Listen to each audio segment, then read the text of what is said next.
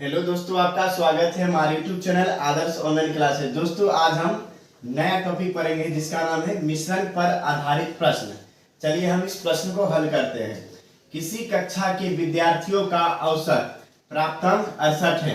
कक्षा में लड़कियों का औसत प्राप्तांक 80 तथा लड़कों का औसत प्राप्तांक 60 है। कक्षा में कितने प्रतिशत विद्यार्थी लड़के हैं?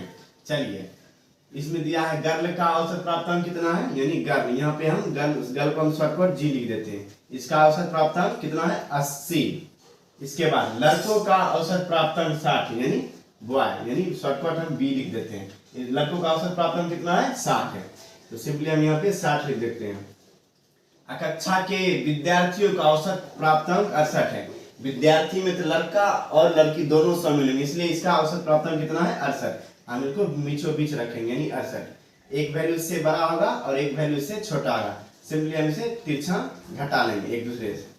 तो 80 में से 68 जाएगा, यानी 10 में 60 गया 2, ये 7 में 6 गया यहाँ 1। इसके बाद यहाँ पे 8 बचेगा, 4 दूना 8, 4 तिया 12, यानी 2:3। तो प्रश्न हमें क्या पूछा है ज्ञात करने के लिए? कक्षा में कितने प्रतिशत विद्यार्थी लड़के हैं, यानी हमारे हिसाब से बॉय कितने हैं, यहाँ पे बनाते हैं। हमारे हिसाब से बॉय कितने हैं? 3। टोटल कितने में से, यानी 3 2 5 बॉय और गर्ल को मिला के कितने? टोटल को हम बटे में लिखते हैं, यानी 3 2 5। अब प्रतिशत लाने के लिए आपको हमसे बताएं कि 100 से गुना किया जाता है, यानी 100 से हम मल्टीपल करेंगे। तो 5 दूना 10, यानी बॉय हमारा हो जाएगा 30 दूना 60%, जो हमारे ऑप्शन नंबर बी में मौजूद है। चलिए दोस्तों, हम नेक्स्ट प्रश्न को हल करते हैं। 120 छात्रों का औसत प्राप्तांक 35 था। यदि उत्तीर्ण हुए छात्रों का औसत प्राप्तांक 39 हो तथा अनुत्तीर्ण हुए छात्रों का औसत प्राप्तांक 15 हो तो कितने छात्र उत्तीर्ण हुए? चलिए हम इसको हल करते हैं। उत्तीर्ण हुए छात्रों का औसत प्राप्तांक कितना है? 39। सबसे पहले हम पास वाला का, यानी शॉर्टकट हम पास वाले को लिख देते हैं, कितना है? 39। उसके बाद तथा अनुत्तीर्ण यानी फेल हुए छात्रों का औसत प्राप्तांक 15, यानी फेल जो हुआ था उनका प्राप्तांक कितना है? 15। इसके बाद 120 छात्रों का औसत प्राप्तांक, यानी छात्र में पास और फेल दोनों आएंगे, इनका औसत प्राप्तांक कितना होगा? 35। हम इनको बीचों बीच रखेंगे, सिंपली हम इसको घटा देंगे। 39 में से 35 जाएगा, यहाँ 4 बचेगा, इसमें से 5 गया 0, 3 से गया 2, 4 कम 4, 4 5 20। हमारा ये अनुपात आया है, लेकिन क्वेश्चन में क्या दिया? हमारे हिसाब से पास और फेल दोनों का योग कितना है? 6, और क्वेश्चन के हिसाब से 120 है। यहाँ पे हम इसको हल करते हैं।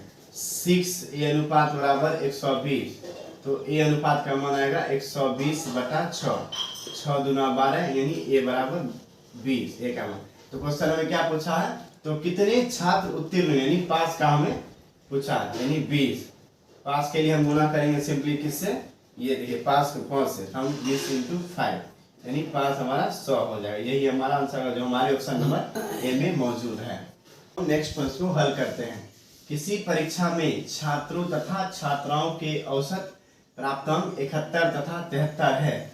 समस्त विद्यार्थियों के औसत प्राप्तांक 71.8 है। छात्रों तथा छात्राओं का अनुपात कितना है? चलिए, इसमें दिया है बॉय और गर्ल का अनुपात 71.73 है।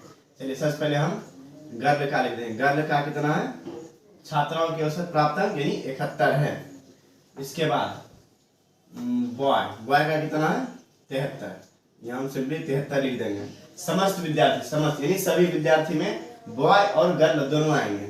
इनका औसत कितना दिया है? समस्त विद्यार्थियों की औसत प्राप्तांक 71.8 है।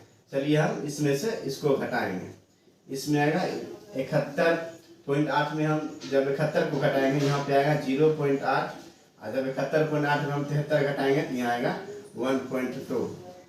ये पॉइंट से पॉइंट हटा, 4 दूना 8, 4 तिया 12, यानी 3:2 हमारा आंसर होगा, जो हमारे ऑप्शन नंबर ए में मौजूद है। चलिए दोस्तों, हम नेक्स्ट क्वेश्चन को हल करते हैं। एक वर्कशॉप में कार्यरत सभी कर्मचारियों का औसत वेतन 8000 है। इनमें से 7 अभियंताओं का औसत वेतन 12000 है तथा शेष कर्मचारियों का औसत वेतन 6000 है। इस वर्कशॉप में कार्यरत सभी कर्मचारियों की संख्या कितनी है। चलिए हम इस प्रश्न को हल करते हैं। एक वर्कशॉप में कार्यरत सभी कर्मचारियों का औसत वेतन 8 यानी सभी जितने भी कर्मचारी हैं उनका औसत वेतन 8000 है। इनमें से 7 अभियंता यानी 7 अभियंता यानी अभियंता, यहाँ पे हम अभियंता लिख देंगे। अभियंताओं का औसत वेतन कितना है यानी 12000 है। ठीक, हम 12000 लिख लेंगे। इसके बाद शेष कर्मचारी यानी शेष कर्मचारी, यहाँ लिख देंगे शेष कर्मचारी। शेष कर्मचारी का औसत वेतन 6000 है, यहाँ हम 6000 लिख देंगे। लेकिन इस वर्कशॉप में सभी कार्यरत कर्मचारियों का औसत वेतन कितना यानी अभियंता और शेष कर्मचारी इन दोनों का औसत वेतन 8000 है। सिंपली हम यहाँ पे 8000 लिख देंगे और क्रॉस में हम दोनों को घटाएंगे आपस में। 12000 में से 8000 जाएगा, ये 4000 बचेगा। फिर इसके बाद 8000 में से 6000 जाएगा, ये 2000 बचेगा। ये 3 जीरो से ये 3 जीरो खत्म, 2 एकम 2, 2 दूना 4 यानी 1:2।